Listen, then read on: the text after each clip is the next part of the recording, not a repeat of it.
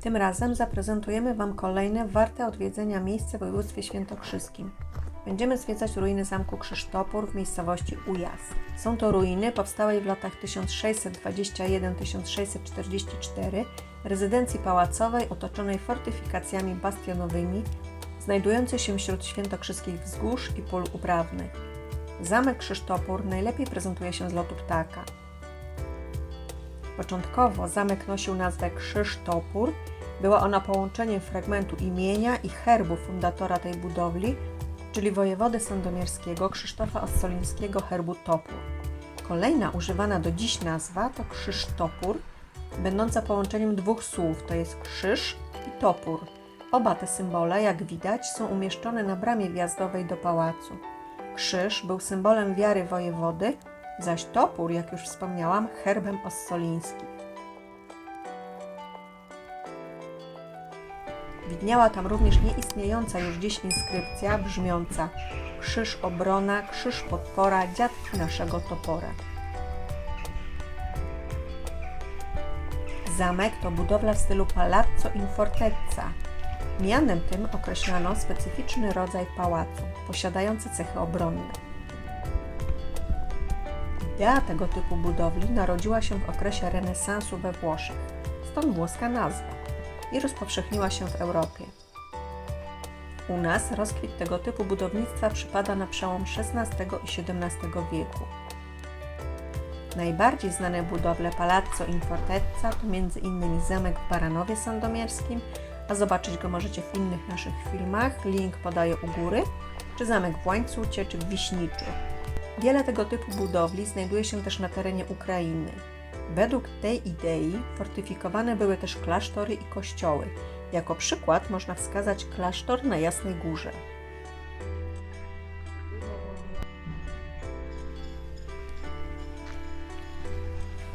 Krzysztof Ossoliński sporo podróżował. Odwiedzał Włochy, bywał w najwspanialszych włoskich rezydencjach. Odwiedził też rezydencję rodu Farnese w Caprarola, na której wzorowany był Krzysztopór. Postanowił jednak wybudować pałac, który będzie jeszcze piękniejszy i przyćmi wszystkie pozostałe siedziby magnackie w Polsce i nie tylko. Zamek Krzysztopór stał się największą budowlą pałacową w Europie i był nią aż do czasu powstania francuskiego Wersalu. Pewnie dlatego nazywany jest świętokrzyskim Wersalem. Krzysztopór dzisiaj to tylko ruiny, choć o znacznym stopniu zachowania. W ujeździe ostało się aż 90% murów i 10% sklepień. Zwiedzając ten zamek nie znajdziemy tu malowideł na ścianach ani pięknych, zabytkowych mebli. Pozostaje nam jedynie wyobrazić sobie bogactwo i przepych tego miejsca w latach jego świetności. Obecnie obiekt jest udostępniony do zwiedzania za dnia, ale jest też możliwość zwiedzania w wybrane noce. Udostępnionych jest 5 tras zwiedzania zamku. Od 2018 roku ruiny tego zamku mają status pomnika historii.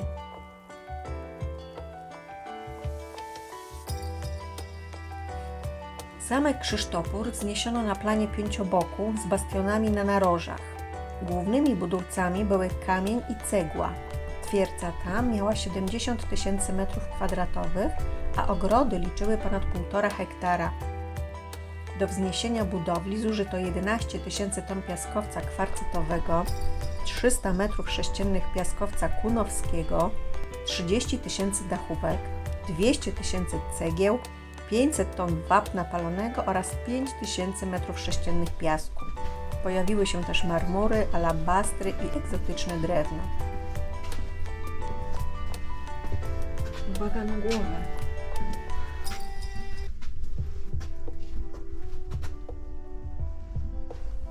Oś założenia stanowiły wieża bramna i bastion zwany Wysokim Rondlem z 8-boczną wieżą.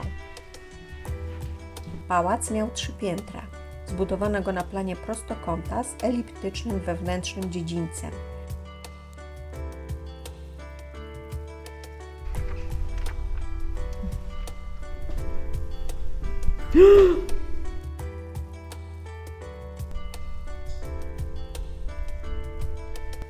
Krzysztof Ossoliński był człowiekiem głęboko wierzącym. ale w kręgu jego zainteresowań pozostawała też astronomia, magia, numerologia i kabała. Pewnie dlatego wybudował pałac swoisty kalendarz, który posiadał 365 okien, 52 komnaty, 12 sal i 4 baszty, co odpowiada liczbie dni, tygodni, miesięcy i pór roku. Z kolei nad wejściem w wieży bramnej umieszczony został hieroglif przypominający stylizowaną literę W, która ma symbolizować, zgodnie z księgą Kabały, wieczne trwanie tego miejsca.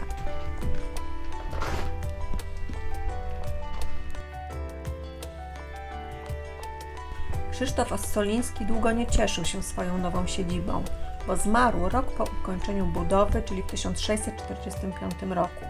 Jego spadkobierca i jedyny syn też nie cieszył się nim długo, bo zginął w bitwie pod Zborowem w 1649 roku. Po nim zamek przejął kanclerz Jerzy Ossoliński, starszy brat fundatora. Niestety pech nie opuszczał tej rodziny i Jerzy zmarł po 5 latach gospodarowania. Ród Ossolińskich w sposób naturalny opuścił zamek Krzysztopór po 10 latach od wybudowania.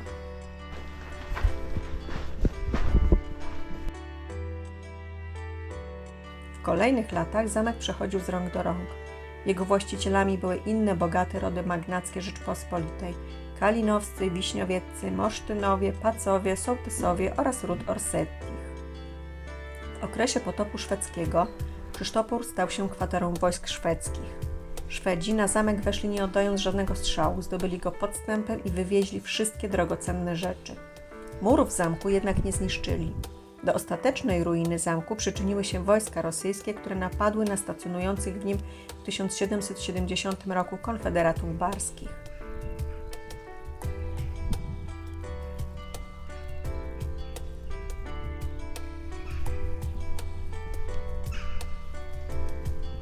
W 1787 roku już zrujnowaną budowlę odwiedził ostatni król Polski Stanisław August Poniatowski. W okresie powojennym Krzysztopór stał się własnością Skarbu Państwa, a w roku 1991 obiekt udostępniono turystom.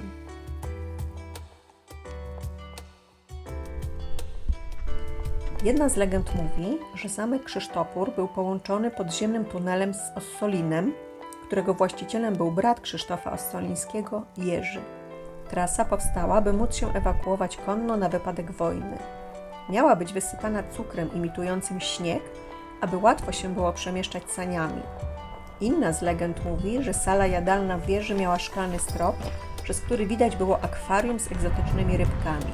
Z ciekawostek powiem Wam jeszcze, że prawdopodobnie przy budowie pałacu do zaprawy murarskiej dodano blisko 1 milion kurzych jaj, których białko miało sprawić, aby zaprawa była bardziej wodoodporna. I jeszcze jedno. Konie w stajni jadały ponoć z marmurowych żłobów, a ściany stajni zdobiły kryształowe lustra, które miały rozświetlać wnętrze, a po których do dziś pozostały widoczne wnęki. Krzysztof Ossoliński, znany jako miłośnik magii, przez miejscowych uważany był za człowieka kontaktującego się z diabelskimi mocami i pewnie to tak skutecznie odstraszało od zbliżania się do ruin zamku i wynoszenia z niego budulca. Mówi się też o tym, że Ossoliński wywoływał w Krzysztoporze duchy. Jak już zauważyliście, spotkaliśmy w piwnicach białą damę. To duch krewnej Ossolińskich, mieszkającej na zamku jeszcze w czasach jego świetności. Podobno przechadza się po zamku też duch syna Krzysztofa Ossolińskiego, ale magnat ten nie pojawia się jednak osobiście. Słychać tylko jego kroki i tentent końskich kopyt. Jak podaje Radio Kielce, podobno w maju 2019 roku jedna z turystek zrobiła zdjęcie, na którym zobaczyć można było postać ubraną w habit.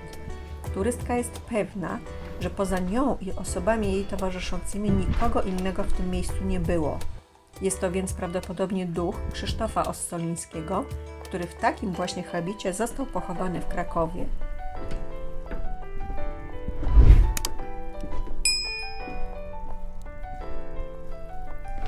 Zamek Krzysztopór daje wyobrażenie o ogromnym bogactwie polskiej magnaterii i jest jednym z najciekawszych obiektów tego typu w naszym kraju.